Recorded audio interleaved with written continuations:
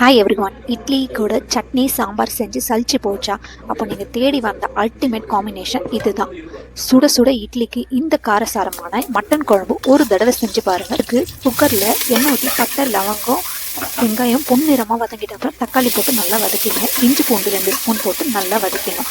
Mutton போடும்போது மஞ்சத்தூள் மிளகாத்தூள் நல்லா வதக்க விடுங்க. அப்போ தான் கறியோட ஸ்மெல் அதில் வராத இருக்கும். நல்லா குழம்புக்கு கறி வாடை இல்லாத இருக்கணும்னா நீங்கள் இந்த மட்டனை நல்லா வதக்கிடுங்க. தண்ணி ஊற்றி 5 to 6 விசில் வச்சு எடுத்திங்கன்னா வெண்ணெய் போல் ரெடி ஆகிடுங்க. மட்டன் நல்லா வெந்தால் தான் குழம்போட டேஸ்ட்டு வருவாங்க. தேங்காய் சோம்பு முந்திரி போட்டு அரைச்சி இந்த குழம்புல ஊற்றிட்டிங்கன்னா திக்காக இருக்கும்.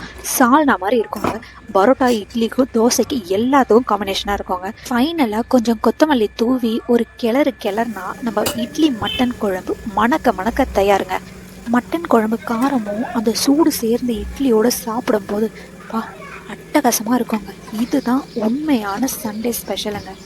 சூப்பராக இருக்கும். ட்ரை பண்ணி பாருங்கள். நம்ம பேஜான Home 31 Sweet Home சேனலை ஃபாலோ பண்ணிக்கோங்க, சேவ் பண்ணி வச்சுக்கோங்க. தேங்க்யூ.